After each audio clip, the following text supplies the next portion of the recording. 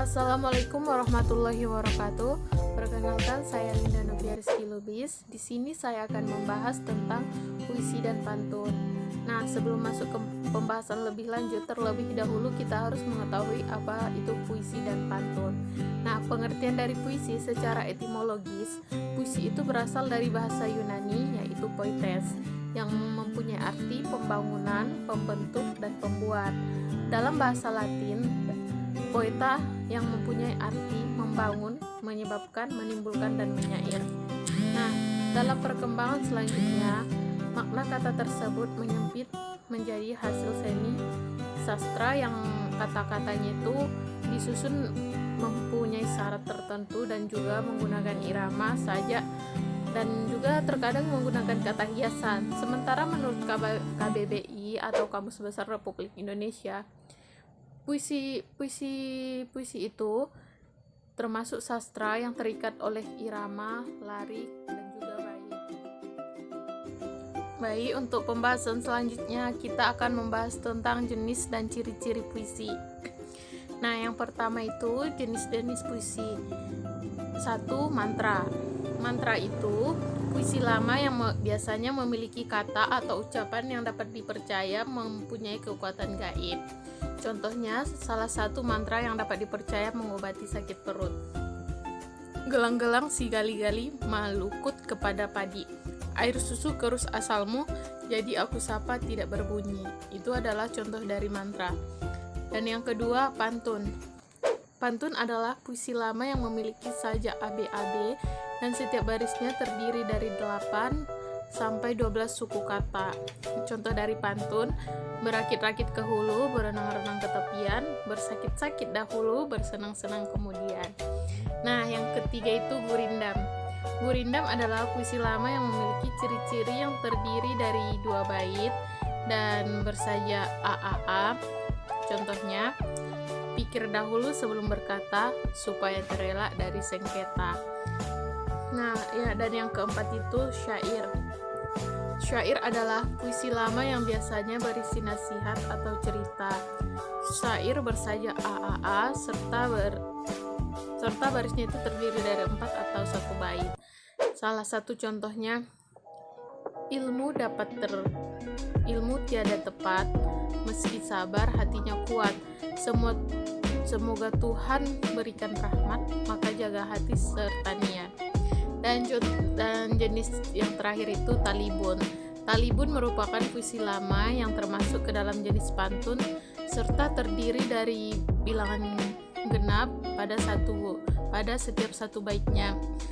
Contoh dari talibun itu adalah pergi merantau ke negeri seberang, janganlah lalai membawa perbekalan berupa makanan. Jika sesat di perjalanan, ingatlah peta yang kau bawa, serta jangan malu mendatangi kepada semua orang. Niscaya kebaikan pula yang engkau dapatkan. Sudahlah engkau kan dapatkan pahala, di dunia pun engkau hidup bahagia. Dan yang tadi itu merupakan jenis-jenis dari puisi. Sekarang kita masuk ke ciri-ciri. Yang pertama itu penulisan. Dalam penulisan puisi ada beberapa aturan, yaitu harus mempunyai larik. Dan yang kedua itu diksi merupakan sebenarnya diksi ini juga termasuk ke jenis puisi, cuman kalau secara umumnya diksi itu termasuk ke dalam ciri-ciri. Dan yang selanjutnya itu majas. Sesuai dari pengertian puisi tadi, beberapa puisi itu menggunakan kata kiasan, yaitu baik itu hiperbola atau yang lain-lainnya, dan itu termasuk ke dalam majas. Oke, selanjutnya kita masuk ke dalam contoh dari puisi. Ini merupakan puisi yang berjudul Aku Ingin. Aku ingin mencintaimu dengan sederhana, dengan kata yang tak sempat diucapkan, kayu kepada api yang menjadikannya abu. Aku ingin mencintaimu dengan sederhana, dengan isyarat yang tak dapat disampaikan, awan kepada hujan yang menjadikannya tiada. Nah, itu merupakan contoh dari puisi. Baiklah, pembahasan selanjutnya itu tentang pantun. Pantun ini termasuk ke dalam jenis dari puisi. Nah, pengertian pantun sendiri, pantun adalah salah satu bentuk puisi lama yang memiliki keindahan tersendiri dari segi bahasa. Ya, itu salah satunya itu keindahan setiap baitnya. Nah, pantun itu ditandai dengan rima kalimat. Nah, selanjutnya kita masuk ke dalam ciri-ciri pantun. Ciri-ciri pantun yang pertama adalah terdiri dari 4 baris pada tiap baitnya. Biasanya itu terdiri dari 8 sampai 12 kata. Dan yang kedua memiliki pola, yaitu polanya yang tadi, ABAB. Dan yang ketiga memiliki sampiran dan isi.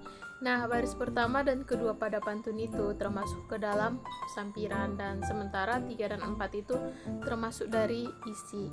Dan yang keempat itu tidak ada nama penulis. Biasanya kalau pantun itu tidak dicantumkan nama penulisnya, lain halnya dengan.